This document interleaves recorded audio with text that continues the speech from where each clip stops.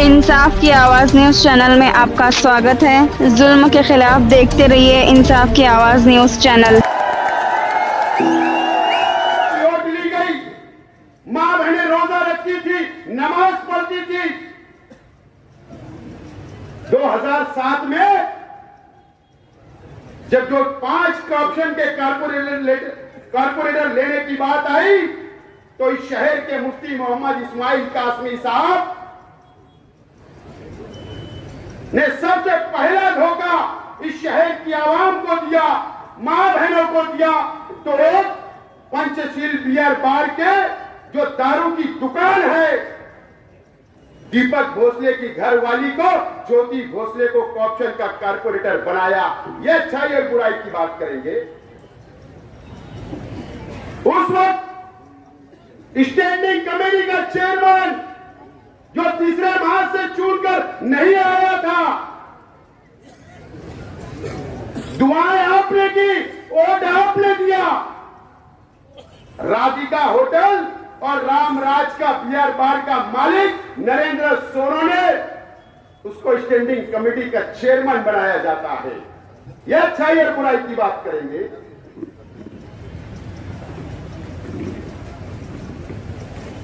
कोई आलिम नहीं नजर आया, कोई हाफिज नजर नहीं आया, कोई डॉक्टर नजर नहीं आया, कोई टीचर नजर नहीं आया, कोई बुनकर नजर नहीं आया। 2 लोगों को, दारू बेचने वालों को तुमने ओहदा दिया मुसलमानों की वोटों पर और उनसे करोड़ों रुपया तुमने रिश्वत ली। वहां से तुमने करप्शन की शुरुआत की। वहां से ये शहर करप्ट हुआ, सियासत करप्ट हुई। आप अच्छाई और बुराई की बात करेंगे। अभी एक बोरसे नाम का तामाकाटे में रहता है, 20 कारपोरेटर चुन कर आए, 50 लाख रुपया उससे लिया गया करप्शन के लिए। क्यों कोई बुनकर नजर नहीं आया, कोई डॉक्टर टीचर नजर नहीं आया, कोई हमारी मां बहनें पढ़ी लिखी नजर नहीं आई। क्यों कि यहां का बुनकर पैसा नहीं तुमको दे रहा था, तुमको पैसा चाहिए था।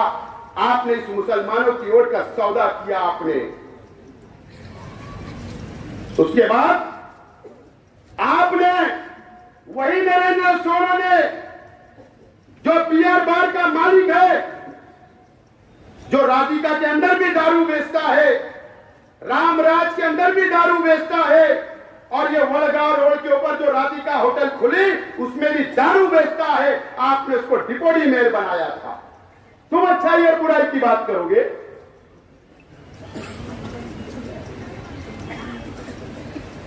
दो 2009 में तुमने जिसको मेयर बनाया था, मैं नाम नहीं लेता ऐसे लोगों का, मैं नाम नहीं लेता। क्या अच्छाई और बुराई की बात करोगे।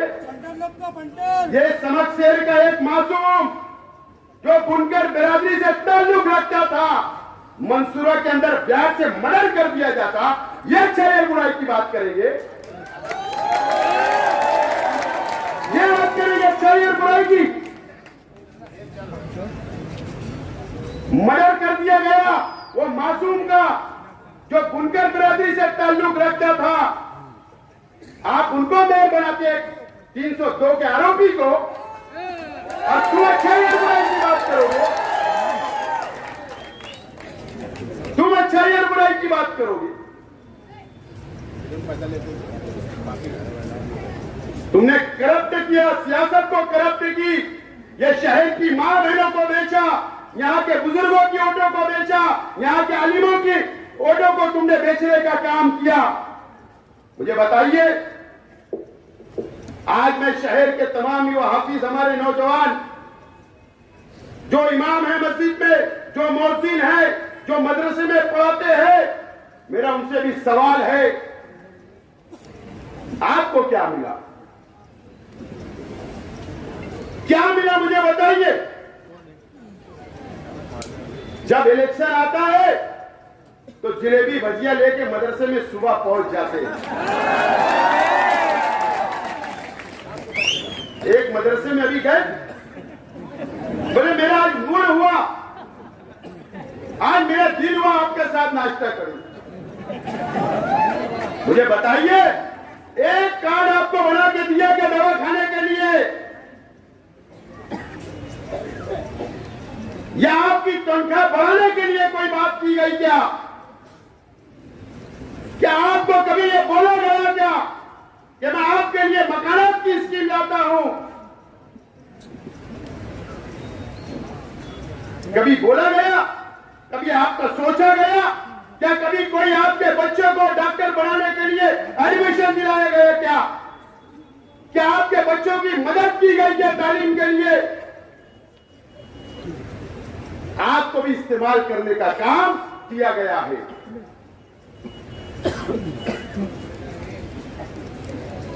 मैं तैयार हूं, अल्लाह का करम है, हम एक अल्लाह, एक रसूल, एक कुरान को मानने वाले हैं। हम इस्लाम को मानने वाले हैं। नौजवानों, मैं आपसे कहना चाहता हूं कि आपको ये इलेक्शन में आपको फैसला करना है कि आपको कैसा नुमाइंदा चाहिए। आपको कैसा नुमाइंदा चाहिए? ये नौजवान बैठा है, इसने फिलिस्तीन का झंडा उठाया, लहराया। मैं इसको सलाम करता हूं कि ईद का ग्राउंड के ऊपर, ईद का ग्राउंड के ऊपर उसने झंडा लहराया। आज के एमएलए साहब ने कहा मेरा इससे कोई ताल्लुक नहीं है। ऐसा नुमाइंदा चाहिए।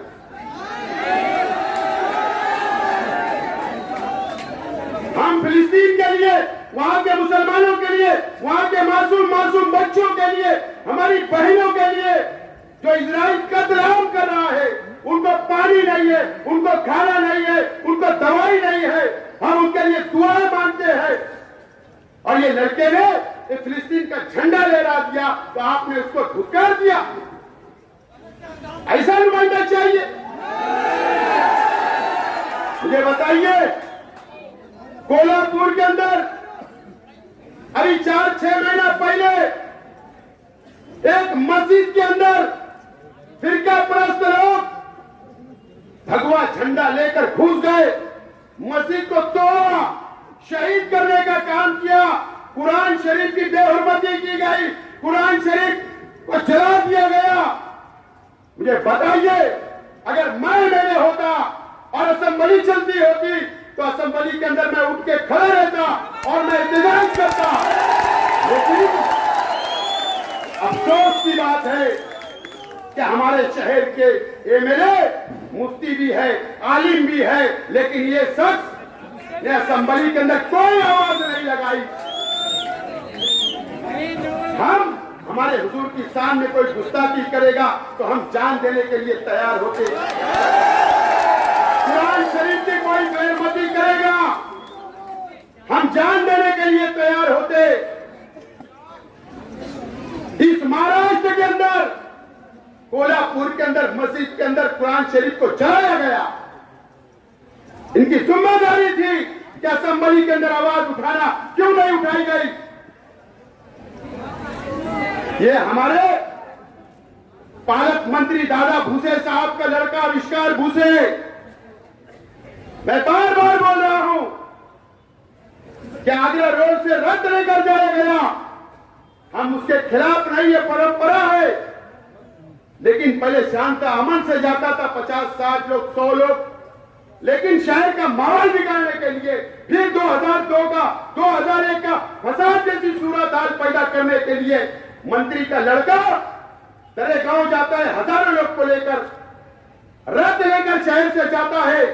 तरावी की नमाज, रोजा अफ्तार के वक्त अजान होती है, और डीजे बजाया जाता, नंगा नाच किया गया, लाठी काटी लेकर गया।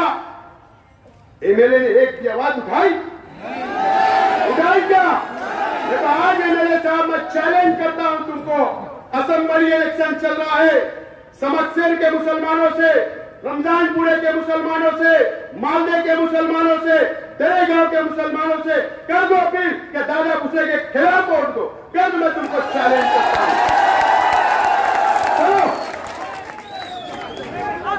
चैलेंज करता हूं तुमको, करो स्टेज लगा करके दादा भूसे के खिलाफ वोट देना। मेरा चैलेंज है तुमको करके बताना। तुमने साथ देने का काम किया, मुझे बताए 12 नवंबर को शहीद अब्दुल हमीद रोड, नया इस्लामपुरे को हमेशा यहां के नौजवानों के जज्बात से खेलने का काम, उनकी जिंदगी खराब करने का काम, उन पर दाग लगाने का काम, यहां की बेटियों के ऊपर इल्जाम लगाने का काम, हमारी बेटियां जिनकी शादियां नहीं हुई उन पर इल्जाम लगाते हो। शर्म आना चाहिए आपको एमएलए साहब, शर्म आना चाहिए। हम मुसलमानों की बस्ती में रहते हैं, आप भी मुसलमान, मैं भी मुसलमान और ये शहर भी मुसलमान है। आप एक मुसलमान पर इल्जाम लगाते हो, आप नौजवानों पर इल्जाम लगाते हो। अरे 12 नवंबर क्यों बंद किया गया था शहर? किसके लिए बंद किया गया था? हमारे हुजूर की शान में गुस्ताखी हुई, इसके लिए बंद किया गया था।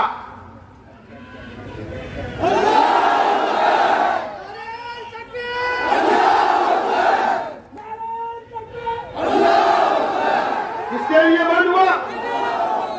हमारे हुजूर की शान में गुस्ताखी हो, इसके लिए बंद हुआ। आप बोलते हो खुशहाल, आप हमारे मुसलमानों को फंसाते हो। आप बोलते हो कि फत्तर शहीद अब्दुल हमीद रोड के लोगों ने लेकर गए, प्लानिंग की, ऐसा इल्जाम लगाते हो मुसलमानों पर। बार बार आप ये नौजवानों को बदनाम करते हो, अच्छी बात नहीं है। सियासत के अंदर इतना मत गिर जाओ।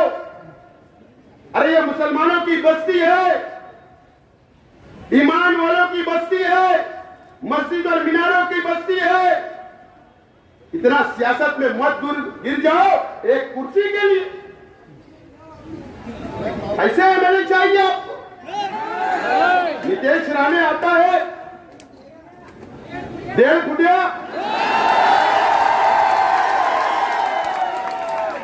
क्या कहा उसने? मस्जिद में घुसकर मारेंगे मुसलमानों को। मुझे बताइए, असेंबली का आखिरी इजलास था, असेंबली का आखिरी इजलास, जहां पर एमएलए जाकर आवाज उठाता, वहां आपकी जिम्मेदारी थी कि नितेश राणे के खिलाफ आप वहां पर आवाज उठाते, कार्रवाई का मुतालबा करते। लेकिन आपने ऐसा नहीं किया। क्या नौजवानों, ऐसा एमएलए चाहिए क्या आपको? जो हमारे शहर की किला झोपड़पट्टियों को बुलडोजर से उखाड़ने की बात करता है, उसके खिलाफ आपने आवाज नहीं उठाई। एमएचसी कॉलेज के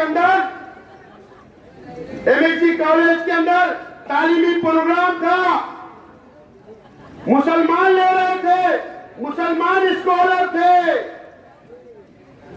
वहां पर हंगामा हुआ, हिंदू तंजीमों ने हंगामा किया।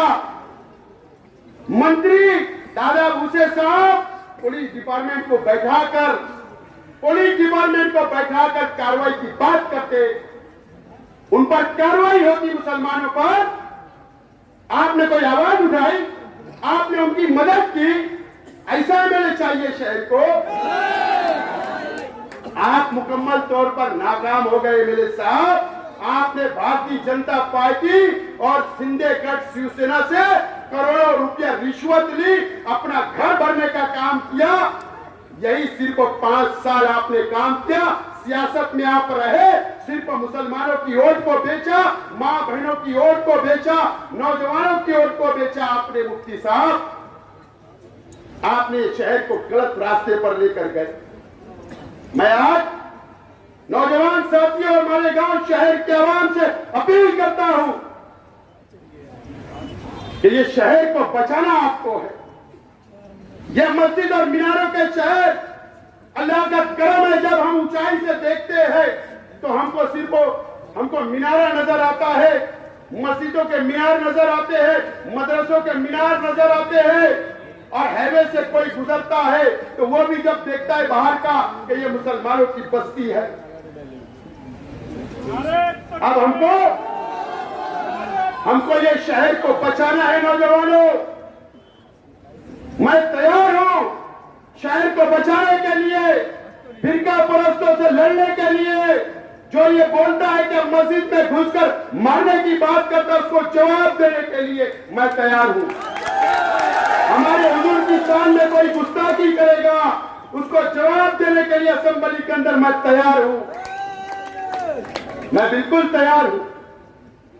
मैंने कहा मेरे पास कोई भेदभाव नहीं है, मेरे पास कोई बिरादरीवाद नहीं है, मेरे पास कोई मसलक का झगड़ा नहीं है, मेरे पास कोई गरीब और अमीर नहीं है। मैं सबको साथ लेकर चलना चाहता हूं। मैं मेरी मां बहनों को भी साथ लेकर चलना चाहता हूं। मैं अकेला हूं, मैं अकेला हूं। आज मेरे वालिद नहीं है, आज मेरे चाचा नहीं है, आज मैं परिवार का एक अकेला जिम्मेदार जो सियासत में हूं, वो आपके भरोसे हूं।